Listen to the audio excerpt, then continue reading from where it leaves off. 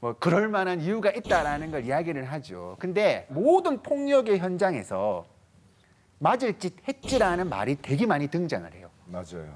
그럴 만한 이유가 있으니까 누가 때린 거 아니겠느냐. 너가 맞을 짓 행동을 했으니까 그런 거 아니겠느냐라는 정서를 우리 밑에 깔아주는 거죠. 그 결과가 바로 왕따에 관한 이야기죠. 왕따의 핵심이 뭡니까?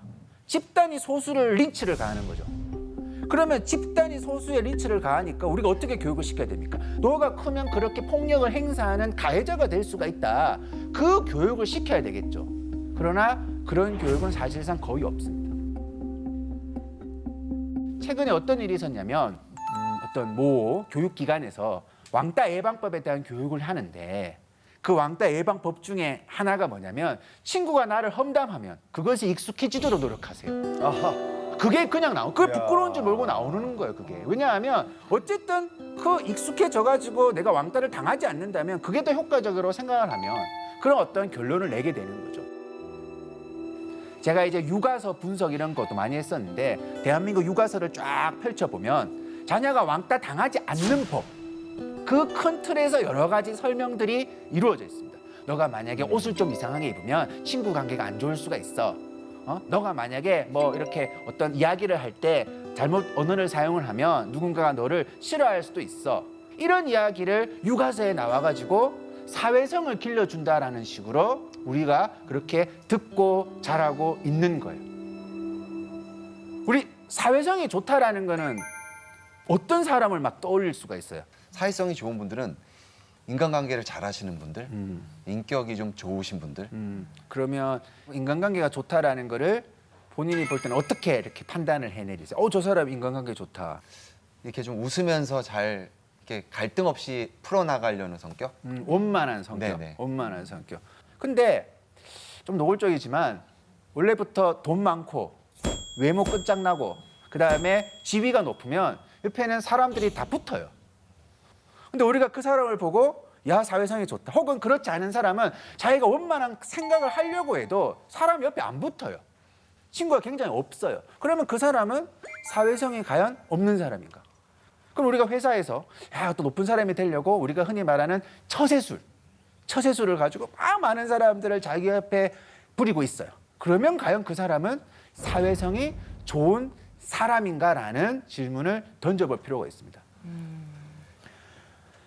초등학교 1학년 아이의 엄마가 학부모 상담을 하러 갔습니다. 딱 하니까 선생님이 지금 아이 교육이 좀 잘못되고 있다, 가정에서. 그러니까 지금 저런 식으로 학교 생활을 하면 왕따 당할 수 있어요 라고 하는 거예요. 초등학교 1학년 교실은. 그 엄마가 너무 놀란 거예요. 왜냐하면 갑자기 우리 아이가 왕따 당할 수 있다 소리를 들으니까 내 아이가 나도 모르게 무슨 뭐 학교에 가가지고 아이들 정보를 무슨 테러리스트한테 팔아 넘겼나 뭐 엄청난 내가 모르는 짓을 하고 있나라고 생각을 했어요. 그래서 이제 선생님 저는 진짜 모르는 일인데 왜 그러세요라고 하니까 아니 아이가 쉬는 시간에 책만 봐요 라고 딱 얘기를 하래요. 그래서 깜짝 놀라가지고 아니 그러면 쉬는 시간에 책만 보는데 쟤네 책만 본다고 다른 애들이 와가지고 너 왜 친구 없어? 그러면 그 아이를 혼내야지. 그게 학교지. 저 아이한테 야 너 그러면 누군가한테 왕따 당한다. 그 말하는 게 선생님입니까? 라고 말을 못했다고 합니다. 진짜 말을 못했지만 이게 우리가 이 왕따를 얼마나 예방법의 차원에서 바라보고 있느냐라는 것이죠. 그러면 그 아이가 왕따 당할 수가 있으니까 밖에 뛰어놀면 그 교실에 왕따가 사라지느냐? 아니겠죠. 뭔가 또 어떤 약자를 찾아내서 왕따 당할 이유가 있다라는 식으로 우리가 접근을 할 가능성이 매우 높다라는 거죠. 그러니까 우리 대한민국에서 사회성이라는 게 제가 볼 때는 굉장히 조금 왜곡되어서 의미가 전달되어 있다고 생각을 하는데 사회생활이라는 것은 우리가 사회적 관계를 맺고 사니까 그럴 때 그 사람하고 적절한 인간관계를 맺을 수 있느냐라는 것이 바로 사회성인 거예요.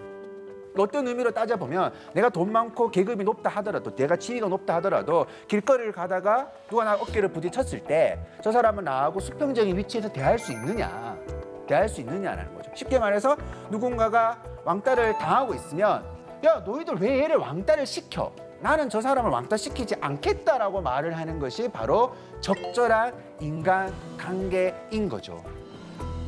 또 이제 이런 논쟁을 하면 많은 분들이 내가 맞고만 있을 수는 없잖아. 정의로운 복수. 이런 것에 대해 그러니까 그 상대방이 절대 악일 수도 있어요, 진짜. 너무 나빠가지고 내가 반응을 하지 않으면 안 된다. 그 차원은 어떠하냐라는 질문을 던집니다. 그런데 그 현장을 딱 가보면 강자가 약자에게만 그걸 행동을 해요. 자, 데이트 폭력을 봅시다. 어떤 데이트 폭력에서 위해를 가하는 경우는 거의 대다수가 남성이 여성에게 구체적인 위해를 가한다고요. 뭐 여성도 화가 나면 막 카톡을 해요. 뭐가라는 소리 할 수 있겠죠.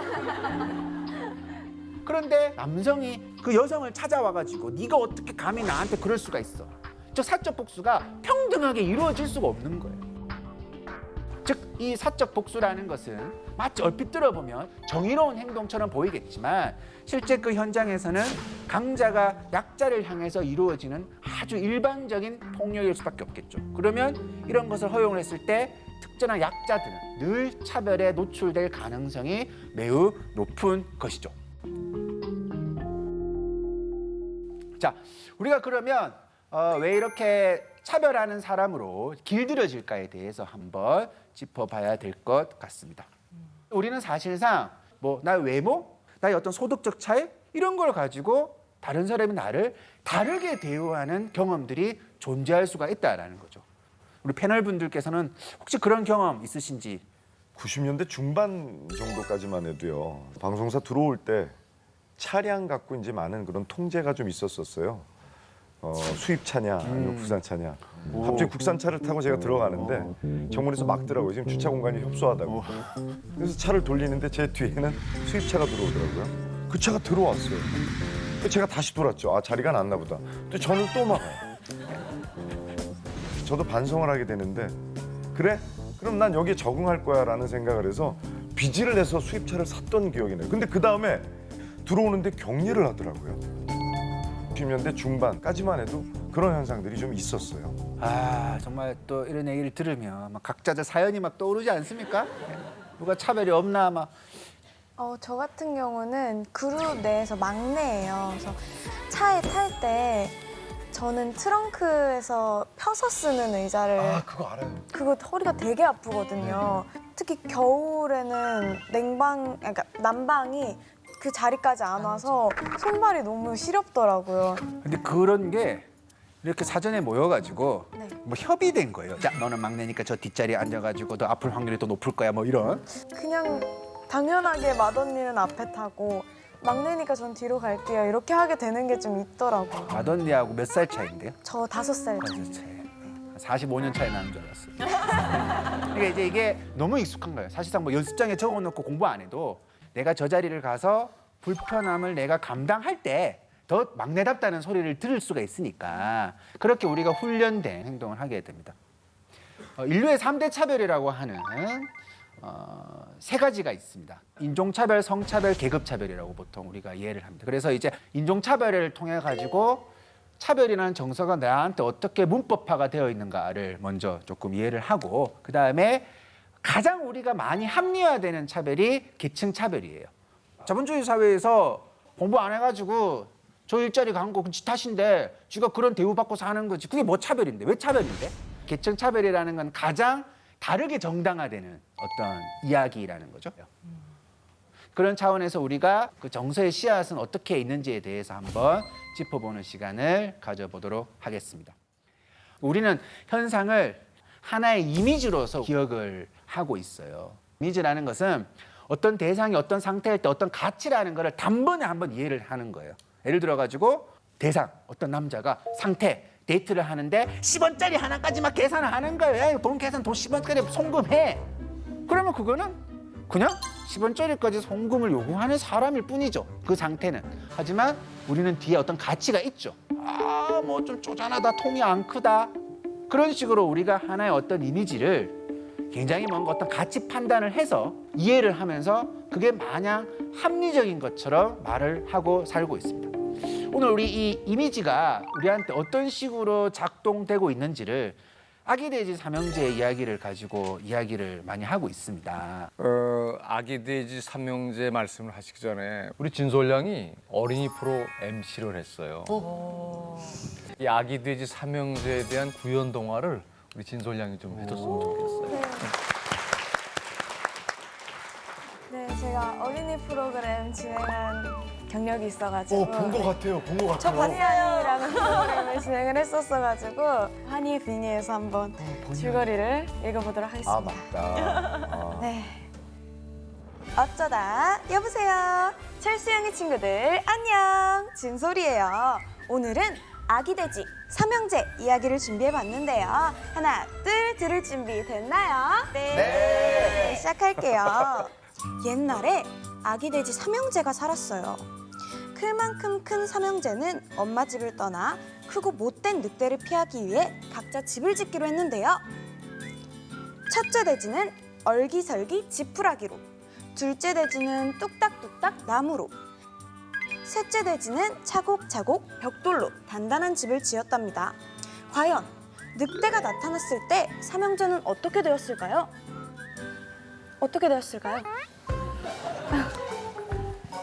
늑대가 힘껏 후 하고 불었더니 지푸라기 집과 나무 집은 순식간에 날아가 버렸어요. 하지만 셋째 돼지의 벽돌집은 굴뚝덫에 걸린 늑대가 결국에는 도망을 가고 그 후로 아기 돼지 삼형제는 벽돌집에서 행복하게 살았답니다. 여러분 이 이야기의 주인공이 누구예요? 이야기 돼지 삼형제에서 막내제. 막내. 막내네. 저자가 막내였을 것이다. 뭐 이런 소문도 있죠. 대충 지었대요. 첫째, 둘째가. 그래서 딱 늑대가 와가지고 이제 바람을 부니까 무너졌죠. 여러분들이 어릴 때 이 얘기를 들으면서 뭐야 이거 반전이야? 이렇게 생각하신 분이 있냐고요. 뭐 왜 집이 무너져? 왜 저런 일이 벌어지는 거지? 그래서 막 늑대가 셋째를 찾아갈 때 막 셋째야 도망쳐. 저 늑대는 울트라 늑대야. 아무도 그렇게 생각. 내가 말하면서도 저 사람 미쳤나 이렇게 바라보고 있잖아요. 왜냐하면 우리한테는 첫째, 둘째는 뭔가 해피엔딩이 안 될 거라는 것을 이미 잘 알고 있습니다. 우리는. 그리고 이 막내 뭔가 열심하고 성실하고 게다가 벽돌집을 지은 이 친구한테는 별 일이 없을 거라는 것을 우리는 잘 알고 있어요. 근데 이 안에는 굉장히 큰 두 가지 고정관념이 잡혀져 있습니다.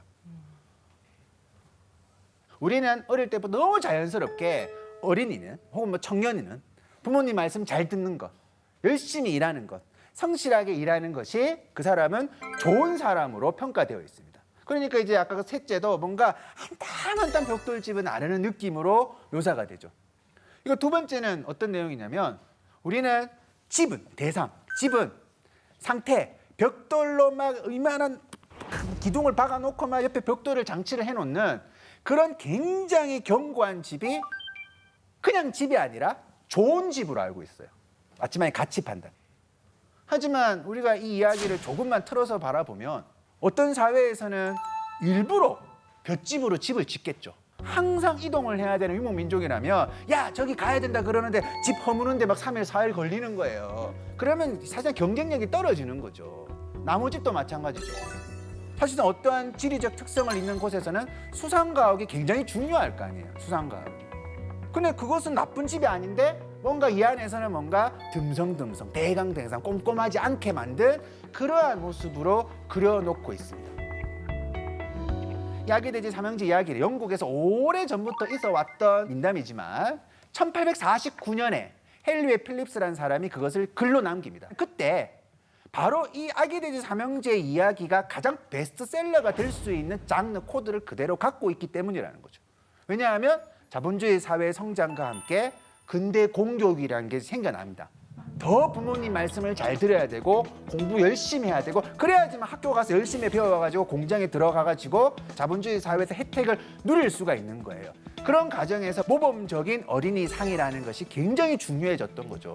그리고 두 번째는 뭐냐면 그때가 이제 유럽이 전 세계를 다 자기 땅처럼 누리던 시대라는 거죠. 그 정당화를 다 그렇게 했죠. 우리는 저 나라를 지배하려고 하는 게 아니라 우리는 굉장히 근대 과학기술이 우수하다. 근데 저 나라를 가보니까 막 볏집 지어놓고 막 집이 엉망진창이야. 이게 게으르서 그런 거다. 그러면서 문명이 발달한 우리가 저 나라에 가서 어떤 도움을 준다라는 것은 타당한 거 아니냐라는. 근데 그 책을 읽고 있으면 와 정말 역시 유럽의 그 빨간 벽돌들은 그냥 집의 차이가 아니라 문명의 차이구나라는 것을 이해를 하게 되는 거죠. 그리고 이 이야기가 한국인들한테 너무 필요하지 않았을까? 그런 식의 이야기가 근면한 노동자를 만들어내는데 굉장히 중요한 공헌을 할 수밖에 없었다라는 것이죠. 그러니까 계속 뭔가 우리가 알고 있는 어떤 가치 판단은 사회적인 것에 불과하다라는 이야기를 하는 거죠. 예를 들어서 이런 얘기를 한번 보도록 합시다. 검은색 구두에 흰색 양말을 저렇게 올려 신는 것에 대해서 뭐 요즘은 뭐 어떤 사람은 또 패션이다라고 하지만 굉장히 많은 사람들이 금기시 되어 왔던 이미지. 패션 테러리스트다 라는 식으로 이해를 하는 거예요. 근데 저 패션이 무슨 인류에 해악을 끼친 그냥 저 자체를 우리가 평가하는 것은 기성세대가 계속 젊은 세대 옷을 가지고 시비를 걸죠. 옷을 왜 그렇게 입어? 왜 그렇게 입어? 근데 그런 것에 대한 반론격이에요. 이게 어떤 거냐면 이런 거죠. 아, 너희 기성세대들 옷 입는 꼬라지들 봐. 그러면서 꼰대 패션, 뭐 와이셔츠 안에 러닝을 비치면 안 된다, 보이면 안 된다, 뭐 이상한 룰들이 많이 있습니다. 그냥 저런 스타일 입으면 쟤는 저런 조합을 좋아한다고 생각을 하면 괜찮겠지만 실제로는 패션 테러리스트래. 어떻게 그렇게 엄청난 단어가 저 안에 붙을 수가 있겠습니까? 그 결과가 뭐냐면 좋아서가 아니라 어떤 옷을 입으면 내가 잘못될 것에 대한 두려움 때문에 어떤 옷을 입게 되는 경우가 굉장히 많은 거죠. 내가 무슨 뭐 대단한 어떤 논리를 가지고 이런 이미지를 가지는 게 아니라 그냥 우리 사회에서 살다 보면 나는 어떠한 이미지에 굉장한 구속될 가능성이 매우 높습니다. 소녀시대고 트와이스죠? 트와이스죠. 혹시 이름 다 아세요? 우리 김재우 씨는? 제가 관심 분야가 아니어서 수영, 티파니, 효연, 태연, 서연, 유리는 제 아내 이름인데.